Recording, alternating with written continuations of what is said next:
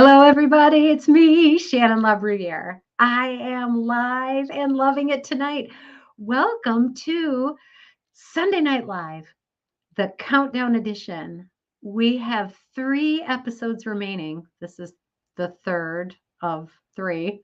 We have 3 episodes remaining where we will be meeting here live to explore the principles that allow us to thrive in change. Tonight, we will be exploring the Thrive Principle, hashtag find the beauty. And shout out to Missy, who suggested this topic. And this is what she said. She said she wanted us to explore, she said, from your perspective, talking to me, how good and exciting change can be. Let's all pause for just a minute and laugh hysterically. Yeah, that's not as easy as it sounds, is it? I will tell you why in just a minute. But first, welcome. If you are joining us for the first time, I'm so glad you're here. Make sure you say hi. Let us know who you are. Oh, Carol's here and Philip's here already. Hello to you. If you're new, drop your name in the comments. Say hi. Let us know where you're from. Be sure to give StreamYard permission to use your Facebook profile and your picture, and then we'll know who you are. And I just welcome you. Hey, Kelly, I'm glad you're here. Oh, awesome. And if you are listening to this on a recording, God bless you. God bless you for leaning in to your growth, leaning in to get better at being resilient, at practicing dealing with change when times are easy so that when times get tough, you're able to, as Eric Greitens so eloquently puts it, sink to the level of your training. You will have practiced how to thrive in change. And when those changes come at you thick and fast, you are going to be better off in the midst because of the work you're putting in here, each one of you. So thank you. Let's shout out to our sponsor. Drumroll, please. Thumb Roast Coffee. Thumb Roast Coffee is my favorite coffee. I look forward to it starting the night before. I'm so excited to get up tomorrow morning and drink my Sanilac Sunrise, which arrives in my mailbox. So convenient. And you can get it too. Just because you don't live in Michigan's thumb doesn't mean that you can't enjoy the best coffee ever. And you can order your own thumb roast coffee from thumbroastcoffee.com. And the great news is that after you load up your cart, you can use the coupon code THRIVE, THRIVE, and get 15% off of your order. That's when you order online. So I encourage you, go check it out, treat yourself, pour some love for yourself tomorrow morning or next week after you get your batch, and go and order yourself some of the most delicious coffee that I've ever had. It's my favorite. I love it. And I love Thumb Roast. I love the owner and founder of Thumb Roast, Missy Bobo. Has supported Sunday Night Live for many years now. And not only does she support what we do here by offering you a discount on the products she serves, but she applies the principles that we talk about here and she uses them as she manages her successful business. So thank you, Missy, for all you've done and for sharing your joy with us with the discount coupon. So thank you. All right, let's see. I need that to go away. We're on Find the Beauty, you guys, in case you didn't remember. And now let's get ready to jump in. All right, so Missy's question said, from your perspective, she said, tell us how good and exciting change can be. And I have to laugh because for most people, change initially is not viewed as good and exciting. And we know this because of some really useful tools. And one of the ones I use is called the DISC assessment. And it is a really great behavior assessment that helps people understand how they're wired, how they like to communicate, how they deal with change. If this is something that you think you'd love to explore, give me a shout out and we can talk about it. You can go to livestreamleadership.com and get on my calendar and we can spend a half hour talking about how it might help you, or you can explore a little bit more about it just by clicking a button. It's called the DISC, DISC. And the D, the I, the S, and the C stand for different styles of personality. And as you can probably imagine, somebody who's got a really outgoing and dominant style, who loves to make decisions and loves to go out there and change the world, that person has a different tolerance for change than the steady, Eddie, consistent person who kind of lives their life like this instead of like, the roller coaster, the ups and downs. They like to kind of keep it low key. Those styles of personality deal with change differently. uh, Picture 100 pizza and 100 people invited to a pizza party.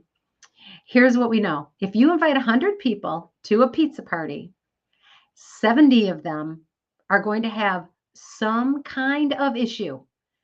Might be an extreme issue, might just be a little bit of an issue, but 70 people out of 100 that come to your pizza party are going to have a problem if you serve tacos instead.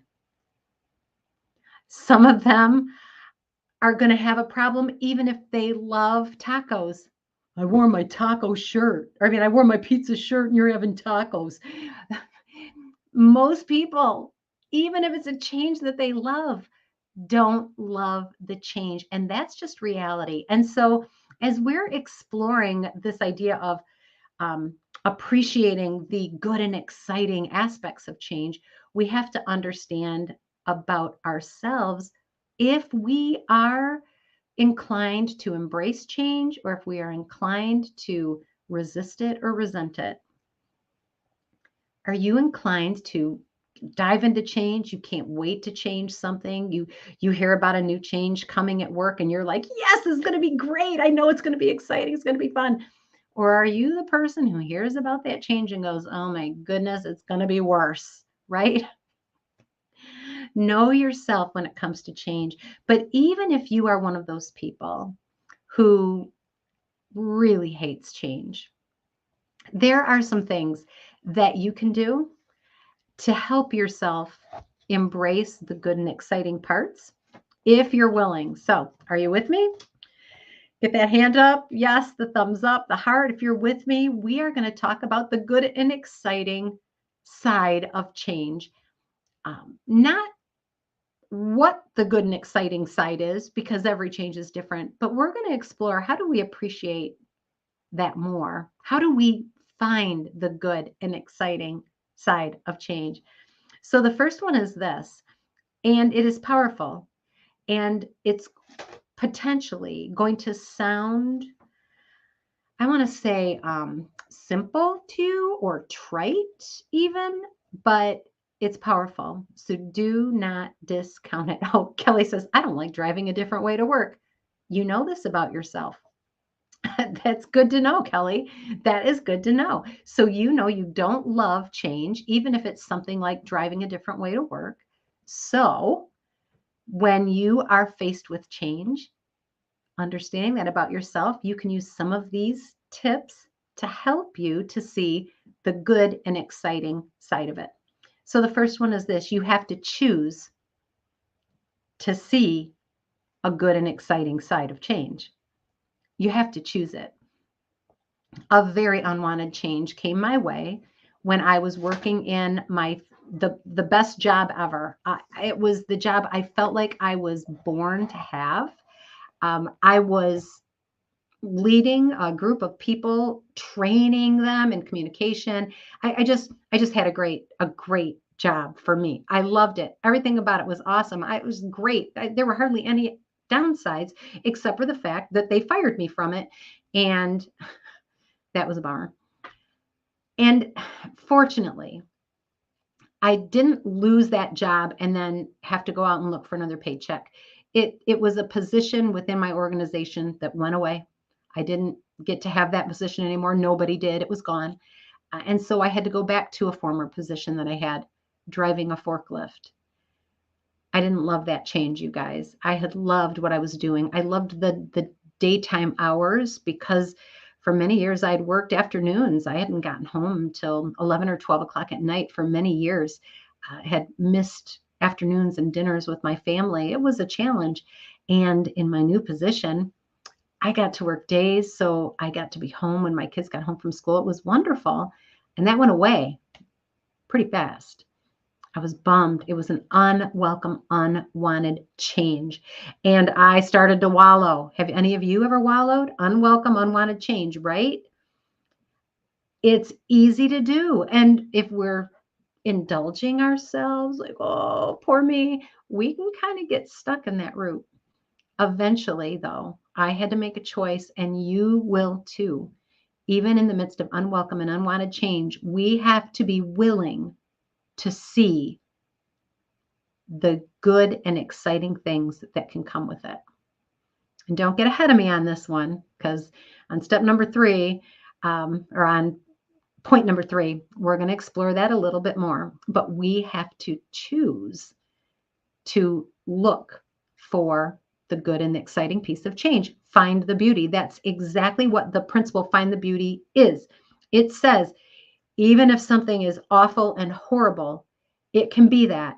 And simultaneously, there are also aspects of every situation that are beautiful. All right. So we have to choose it. Jerry Hallam Ministry says this. He says, try changing yourself first before expecting others to change. Yeah, we choose to change our viewpoint. We choose to be open to seeing the good and the exciting piece of change. Carol agrees. Absolutely, she says. All right, so that's the first one. The second one is this. Understand when things are tough, or even if it's as simple as a pizza party turned into a taco party, that can still be unsettling, right? You wore your pizza shirt, you were ready for that pepperoni and mushroom, and then all of a sudden you've got soft tacos. What are we talking about here? It's like my mind is blown. Not great. Even in those kind of changes, you can still choose to start seeing the bright side, start looking at the bright side. Or not just looking at the bright side. I hesitate to use that phrase. I avoid it actually. Looking at the bright side has, it almost acts like change is a coin and you can only see one side at a time. And that's not what it is. It's appreciating that, yes, there's some things that really stink about this. And let's see if we can find some things that don't stink so bad. Where are some bright spots in the midst of the change? So that's what I mean by looking on the bright side, looking for those bright spots. All right, so we choose to be open to the fact that there are some there. We choose to see it. The second thing is this, and this is really key.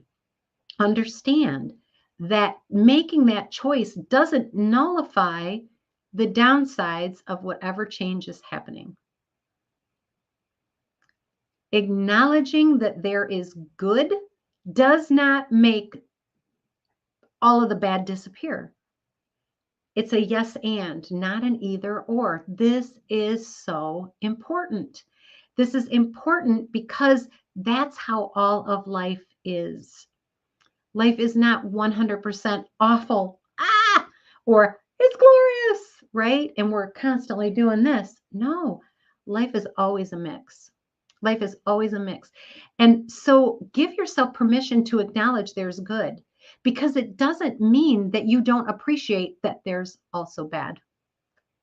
We can tell ourselves that by seeing even one little bright spot in the midst of a very dark time, that we're disrespecting the negative pieces. Somebody who's worked at a career for 35 years and their company downsizes and they lose their job overnight, that is horrific and traumatic, and that is unwanted, unwelcome, unexpected change. And allowing oneself to see that are also some good things that are happening in the midst of that. There was a lot of stress at that job.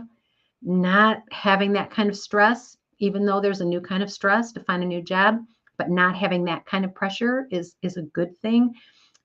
Maybe it frees up some time in your schedule to spend time with an ailing parent, or, pay attention to your marriage, which does not make all of the negative go away, right?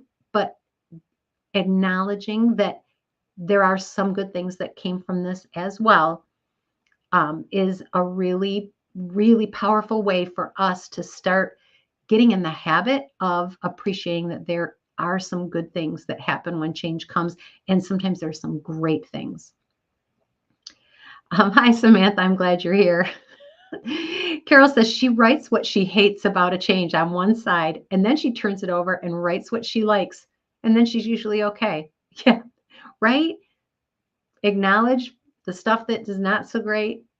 Acknowledge the stuff that is good. We can too often just focus on one thing, thinking that we're doing ourselves a favor, maybe by saying, I'm just going to look on the bright side. I'm going to pretend that none of that bad stuff exists. Well, there's a lot of us that understands that there are some bad things that do exist in the midst of that change. Today is Mother's Day, and we've spent a wonderful day at our church and in my home celebrating mothers and motherhood. And I've been appreciating my mom. She's gone now, but I miss her horribly. But I can appreciate so much about her, and I've taken some great joy in that. Very sad. My mom is no longer with me. She's gone too soon. I miss her. And wow, did we have some really fun times together. And in the last years of her life, I came to appreciate so much about her. What a beautiful thing. Both of those things are true. Find the beauty. I'm thinking about when I was a new mom and I had a newborn baby. And anybody who's ever had a newborn baby, raise your hand if you know what it's like to be a sleepwalking zombie, right? It's no task for the weak. Being a brand new mom is exhausting. And I would look in the face of my newborn baby at 3 a.m. as he was yelling his head off to eat, and I wasn't getting to it fast enough. And I was tired. I was miserable. I felt like I couldn't move a muscle, and I had to. I was beside myself because I didn't know how to calm him. It was tough. It was challenging. And at the same time, I could appreciate just how precious and wonderful he was. Those two things existed at the same time. There was a huge, bright, exciting side of change. And here we are to number 3. Accept the fact that it may not be immediately obvious what those wonderful, exciting, positive sides of that change are. I felt a lot more tired and exhausted when I was trying to take care of my crying newborn at 3 a.m. than I felt gratitude and wonder at what a marvel he was. Both of those things were true, but that loud cry, it was loud. It sort of dominated, but this wasn't far away. Understand that even in the midst of unwelcome and unwanted change, there are bright spots that are happening. There are beautiful things that are occurring. You just may not see them yet, and that's okay. Do not force yourself to try and find the upside of losing a loved one. That's not what we're talking about here. But I will say, having lost loved ones, that there was no upside to losing them. That unwelcome change was horrible, and it's still something that grieves me. I know each one of you have lost somebody, and you know that feeling. But I can also say that in the midst of my grief and my sorrow, there have been some beautiful, bright moments. And as I've come a little bit further out from those tragedies, those unwelcome changes, things like losing that great job, a lot of good came from that, but it took a little while. A lot of good came from it, but I didn't see it right away. It's okay. Understand that it's not always obvious, but always be willing to choose to see something beautiful, something powerful in the midst of even unwanted change. Hashtag find the beauty. It's always there. Give yourself some grace if you don't see it or if it's not time to see it yet. If you know that you are not excited when it's time for change, when you are in control of change, I encourage you to take your time. Give yourself a little time to make that transition. Show yourself some grace. Understand who you are. When you're choosing change, don't intentionally build it to make yourself miserable. Build yourself some stages. Build up to that change, even if it's a positive one. Allowing yourself to change in a series of transitions is far more it's far more navigable than if you just bam flip the switch, unless you're one of those people who loves that, right? They jump and build their wings on the way down. More power to them, but I sort of like building some steps. That's just me. Philip puts it in there, hashtag find the beauty. I'm remembering a time I went to one of, well, you've heard, probably many of you have heard of Cedar Point. It's an amusement park in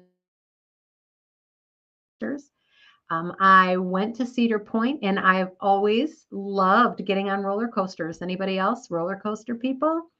Loved getting on roller coasters. Loved it.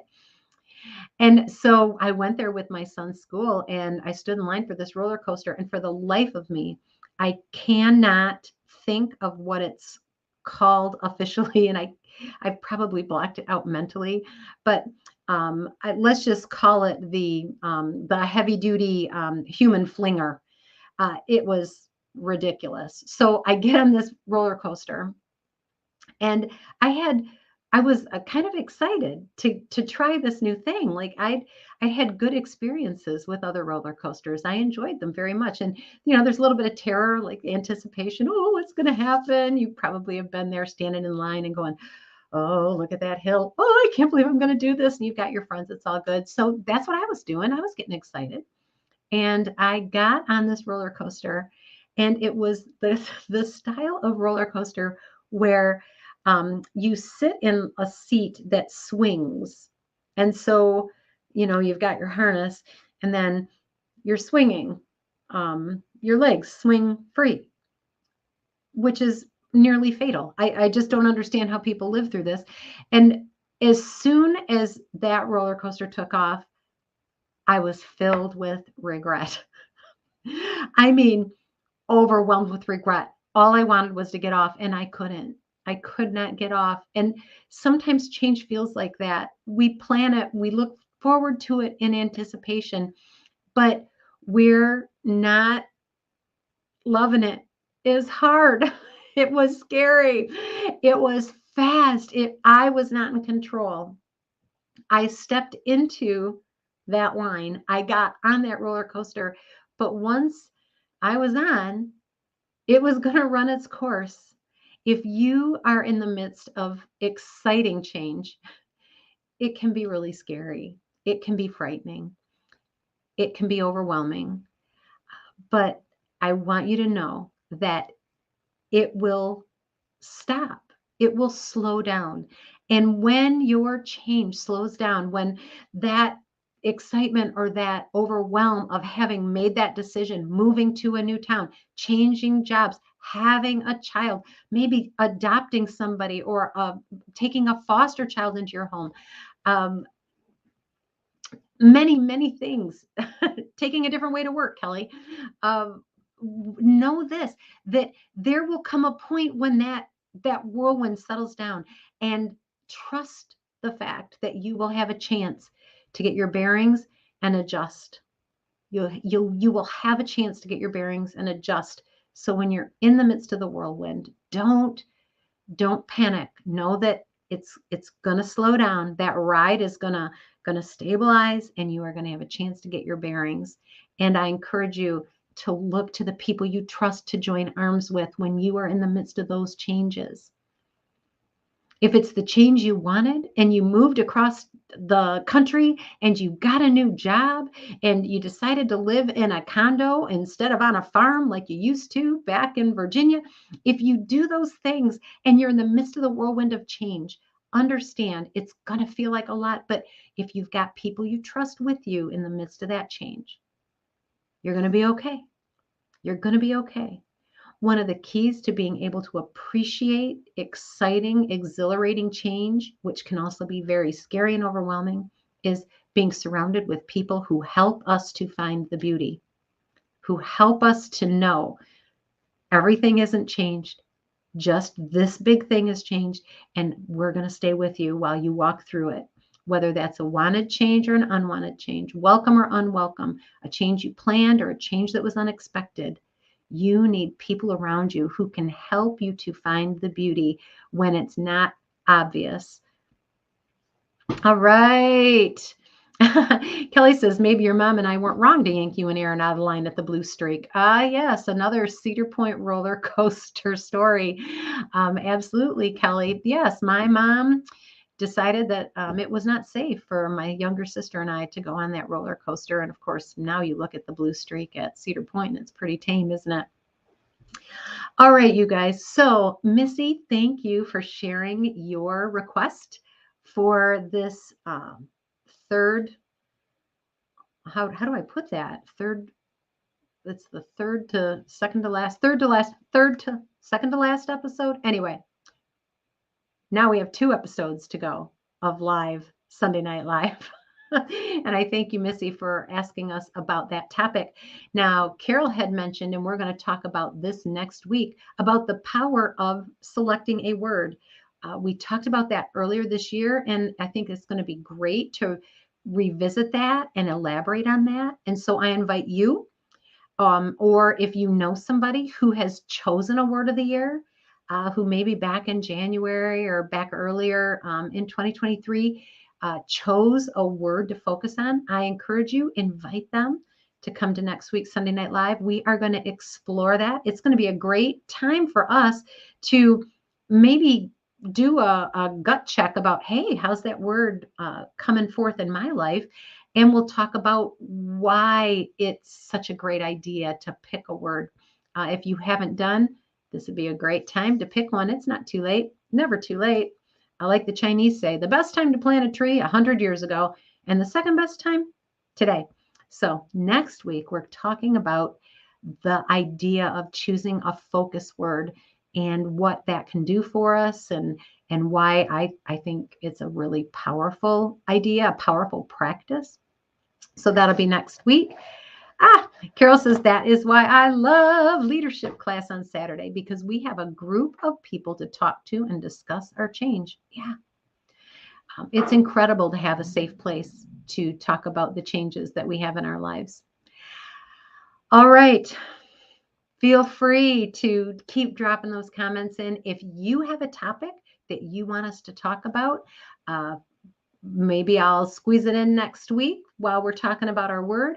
Maybe we'll do it the last episode of Sunday Night Live that's actually going to be live. Maybe so. But I want you to tell us so that I can take a look at that and answer your questions. This has been such a fantastic journey, this whole process of Sunday Night Live. And I am really excited to address some of your questions, comments. If you've had some great things happen in your life because of Sunday Night Live, I would really love to hear about that. It'll encourage me and it'll encourage others. You can drop those in the comments or send me a message. Any way you do it, I encourage you. Go follow the YouTube channel, Shannon LaBruyere. You'll find it if you search for it on YouTube, Shannon LaBruyere. I think it's Shannon LaBruyere 260 now. Anyway, you'll see it there. And also go and click that button to become a part of the Sunday Night Live Facebook group, because once Sunday Night Live sunsets, that's going to be the place where we put some best of videos and maybe some interesting questions. And it'll be just a place for us to low-key hang out, stay connected. and encourage each other when it comes to change. I love you all. Take care. Bye.